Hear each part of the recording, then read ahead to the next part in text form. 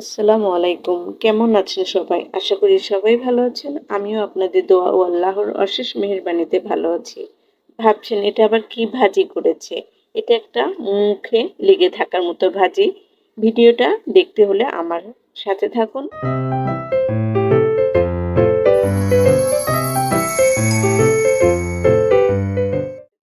আমি চুলাটা ধরিয়ে দিচ্ছি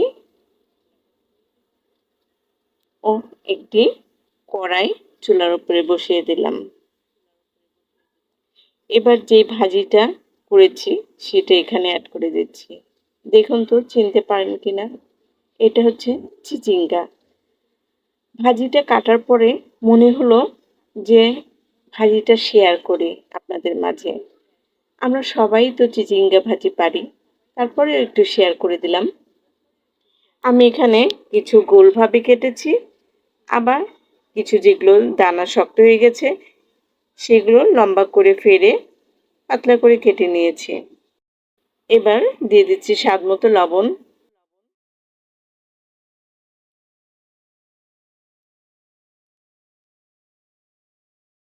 আর দিয়ে দিচ্ছি ১ চামচ হলুদ। যদি লাগে পরে আবার দেওয়া যাবে।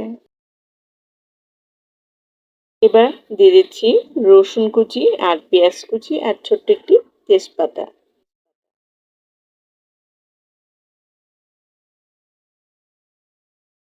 আরও এখানে অ্যাড করে দেব সামান্য একটু তেল, সয়াবিন তেল। এবার সব উপকরণগুলো ভালোভাবে মিক্সড করে আমি কিছুক্ষণের জন্য এটাকে রান্না হতে দেব। এবার আমি এটাকে ঢাকা দিয়ে ১৫ থেকে ২০ মিনিটের মতো এটাকে রান্না হতে দেব। এবার ১৫-২০ মিনিট পরে আমার ভাজিটা হয়ে গেছে। এবার আমি কড়াইটা সরিয়ে একটি ফ্রাই প্যান দিয়ে দিচ্ছি ও এখানে চিচিঙ্গা ভাজির মধ্যে আমি ৪টি ডিম দিয়েছি, সেটা এখন আমি ভেঙে নিচ্ছি। সামান্য একটু লবণ দিয়ে আমি ডিমটাকে ভালো করে ফেটিয়ে নেব। আমার ফেটা হয়ে গেছে, আমি এটা সরিয়ে রাখছি।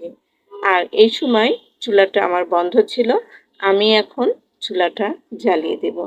ফ্রাই প্যানটা গরম হয়ে গেছে, আমি পরিমাণ মতো এখানে তেল দিয়ে দিচ্ছি আর ৪টি শুকনা মরিচ এখানে দিয়ে দিলাম। একটু ভাজা ভাজা হলেই আমি পেঁয়াজগুলো দিয়ে দিচ্ছি। এবার পেঁয়াজটাকে আমার ভালোভাবে মানে একটু হালকা ব্রাউন কালার করে ভেজে নিতে হবে। আমার হালকা ব্রাউন কালার হয়ে গেছে, আমি এখন ডিমগুলো এটার মধ্যে দিয়ে দিব। দিয়ে ভালো করে আমি নেড়ে নিব। মানে একটু ভাঙা ভাঙা বা ঝুরি ঝুরি হবে। এই নিয়মে ভাজিটা খাবেন, এটা অসম্ভব মজা। একবার খেলে মনে হবে যে আবার খাই। এবার ডিমটা একটু ভাজা ভাজা করে নেব আমি।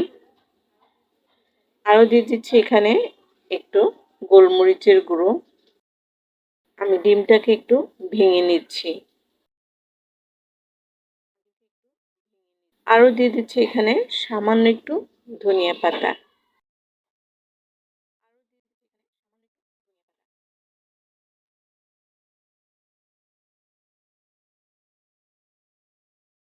এবার যেই ভাজিটা করে রেখেছিলাম সেই ভাজিটা এটার মধ্যে আমি ঢেলে দিচ্ছি। এখন আমি সবগুলো ডিমের সাথে চিচিঙ্গাটা মিক্সড করে নিব।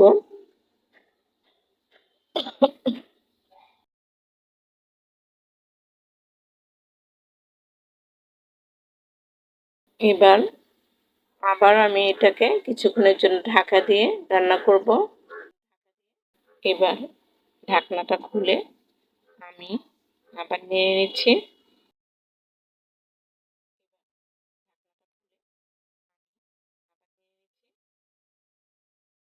এবার সবশেষে দিয়ে দিচ্ছি কাঁচামরিচ আর ধনিয়াপাতা।